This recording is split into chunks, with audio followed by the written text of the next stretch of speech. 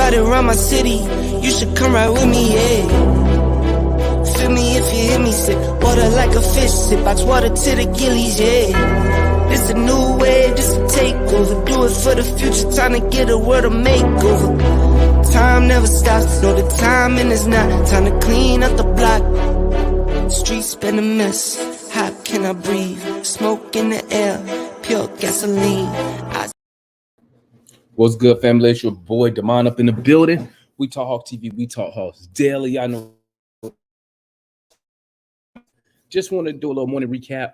I didn't really put my thoughts out there about our trade deadline moves and what grade I give it. So let's take a look. So we gave up 5 picks. The main move was to give up 5 second-round picks, I think. Got something in my beard. Oh, protein shake. Basically, we gave up 5 picks to get Saddiq Bey. To make a long story short, the trade is final. Golden State is accepting trade, so everything's going through. I expect to see Saddiq Bey play tonight. So let's look at Saddiq Bey. Okay. We got a guy here. Let's pull up the stats. We got a guy here. There you go. This is year 3 for Saddiq Bey. 3 seasons for the Pistons. He's a career 14 points, 5 boards, 2 assists. Okay. Nothing to bounce off no wow factor here. What we do see is rookie year, 12 points. That year 2, he went up to 16 a game, as you can see, because obviously his shot attempts went up. So you're hoping that his scoring will go up. Shot attempts went up, but shooting percentage went down. This year, he's back shooting basically a career high from the field at 40%. Not elite, but not horrible. I mean, I wish he was like around 45%, but it is what it is. He's only this only year 3 for Saddiq Bey, so it's a young player. Still got plenty of time to develop. Let's look at him from 3. From 3, he shot almost an elite level, 38% from 3 as a rookie. As you can see, it's dipped down to 34. You can round that up to 35%. He's a career 36% three-point shooter. Good free throw shooter. That's always a plus. Doesn't get to the line a lot, 4 times a game. But that's good considering he's not a 1, 2, or a 3rd option in your offense. But that does show he can get to the line. He can attack the basket. That's good. Let's look at this other things he brings to the table. Can he crash the boards for us?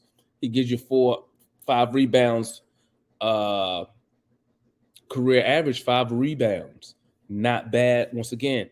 But he's playing big minutes, 28 minutes. But once again, not being a first or second option at times, you're not going to get all those shot opportunities, even though you play those minutes. Okay, so that's how Saddiq Bey looks. Now, let's look at Saddiq Bey defensive rating, 2023 this year. We're going to check out his defensive rating. Saddiq Bey has a defensive rating of basically 120. Now, that is horrible. Just horrible defending. Just terrible. Something we don't need. Hopefully, what I'm doing right now is saying, you know what? I'm being optimistic. I'm saying that 119.7 is due to him playing on a tanking / rebuilding team. He had number 1 pick 2 years ago. They had another high pick this year. Gonna have another high pick again this year. So I'm not going to hold him to that. I'm gonna see what he does as a Hawk. With better players around him, better coaching, in a team that has a vision, not just tanking. Okay. Last couple games before he got traded to us, once again playing on one of the worst teams in the league. I don't know if he's gonna get, as you can see, guys. I don't know why he only took 6 shots, but 15, 12, 16, 15. Don't know if he's gonna get this many shots per night with us. Being that you still got Collins, Bogey. I'm not even counting Trey and Murray, but Bogey, Collins, AJ, um, Kongwu, Capella when he get touches. So don't know. Oh, Hunter, don't know. So I don't know if he's gonna get this many shots per night, 15, 12, 16, 15. Don't know. But we shall see how Nate McMillan uses him. 23 minutes, 30, 34. We definitely know he's not playing on 30. He's not gonna play this many minutes. He averaging 30 minutes a night.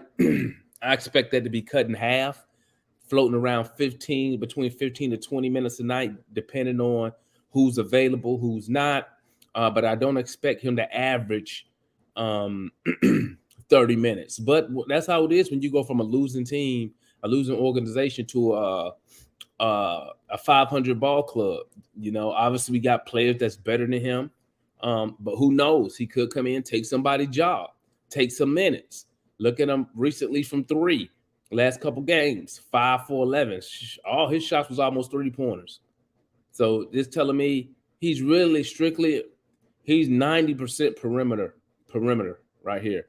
Okay. 3 for 8, 4 for 8. So nothing really just pops out at me. Like I said, young player, very young player. But I mean, for a young player with career averages of what a career average, let's see, what's career average in points again? I forgot. I forgot what his career average. Oh, I'm right up here. Career average 14.5. Definitely can use that off the bench. If he can be a little better 3-point shooter, could definitely see him taking Bogey's spot next year. Well, not next year.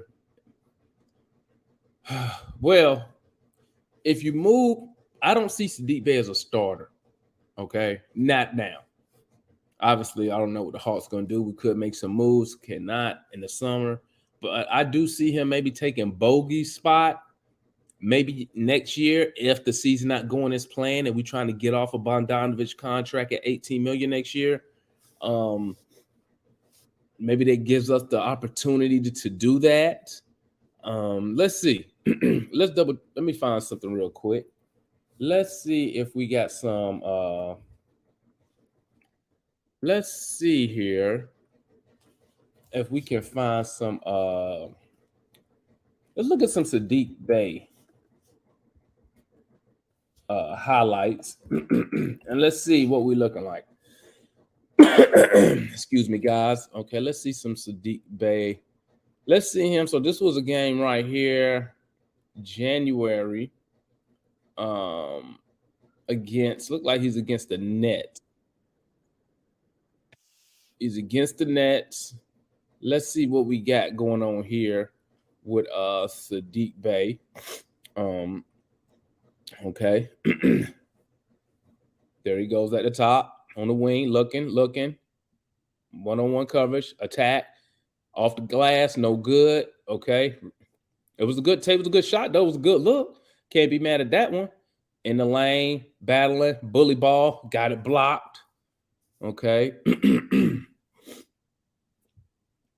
So just from this little bit, I see that Sadiq Bey is a very active ball player. Okay, there you go, backing them down. He saw a mismatch, so he's taking advantage, kicks it out. He's calling for a back. They don't give it back to him. But it doesn't matter. They got the assist. There goes Sadiq Bey at the bottom of the screen on the wing, looking, calling for it. Wide open 3, pulls up, no hesitation, break. Okay, looking for Sadiq Bey again. Here we go. What was that, Ivy with the ball? Sadiq Bey's at the top in the corner. Kick it out, Sadiq Bey in the corner. Pulls up for 3. The stroke looks pretty good. The stroke look good. No complaint. He doesn't get a lot of lift on his 3-point shot. Don't know why that is, but look like he's a set shooter. Let's look at him again. Let's see when he get the ball. There you go. Yeah, not a lot of lift. Not a lot of lift. Okay, that's what we're really getting. There's really nothing else to look at for Sadiq Bey because you can't find his defensive highlight, but he went for 25 that night. So, hey, and we picked up, what's my man for the Rockets? We picked up guys. His name is Garrison something. Basically, I just said another damn. He's just a cheaper version of Kevin Herter, in my opinion. Okay, but let's look at Garrison Matthews going against us, and let's see what let's see. But y'all know, I think he lit us up. He hit us for like 20 that night, I think, if I'm not mistaken. But let's look at some of his highlights here. The young guy Garrison against us, lighting us up for a couple buckets. Okay.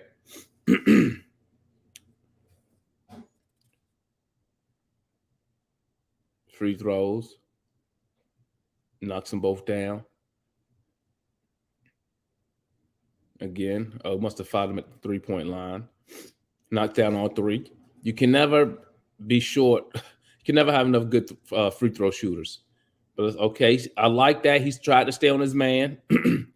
I like the defensive effort. I like the effort on defense. That's what I like to see that, because we definitely need some help on the defensive side of the ball.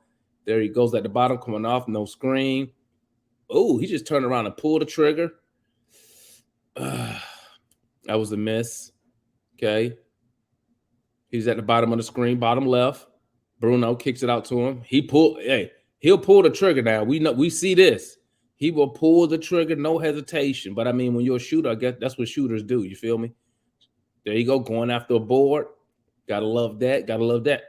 Because especially with Clint Capella out the game, we need people in there who gonna go after a rebound, not scared to go get a board. You know what I'm saying? Once again, don't expect Garrison to get a lot of time, especially early. Maybe injury will get him in, but good look by Garrison right there. Maybe injuries will get him in the game, but I don't see him getting 10 minutes a night. Maybe, well, we know this trade to get Garrison and Bruno is going to help us get under the cap. Good 3-point shot, good stroke by Garrison. Get us under the cap. It was a money-saving move, you know what I'm saying? So I don't expect a lot from him this season, but once again, maybe he's another guy that can that's going to save us some money at the end, as far as, you know, not having a bogey. We missing Kevin Herter shooting, obviously, but we understand. We know how Nate is, so I don't expect to see a lot of this guy. Well, I don't expect to see a lot of him anyway, Nate or not. But especially with Nate, I don't expect to see a lot of this guy. Y'all already know about Bruno Fernando. So my grade for the Hawks on this trade deadline to me is a D. With Bruno Fernando, I don't like when we go trade for a player that was already on our team. I like that we drafted Bruno. So we drafted Bruno. And for us to go trade for him shows us that. And the funny part about it is people say that Bruno Fernando is actually better. Well, I know I'm one of them who said that when we played him that night, that he better than he was with us.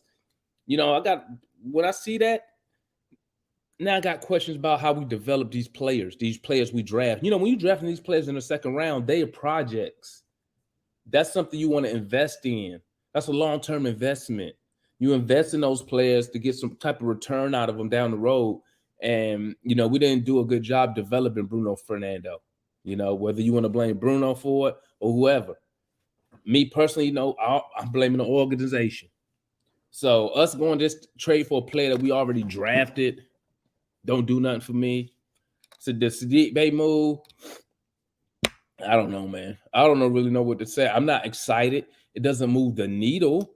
I mean, hopefully he can help us win games. Because at the end of the day, that's the only thing that matters. Are we winning games?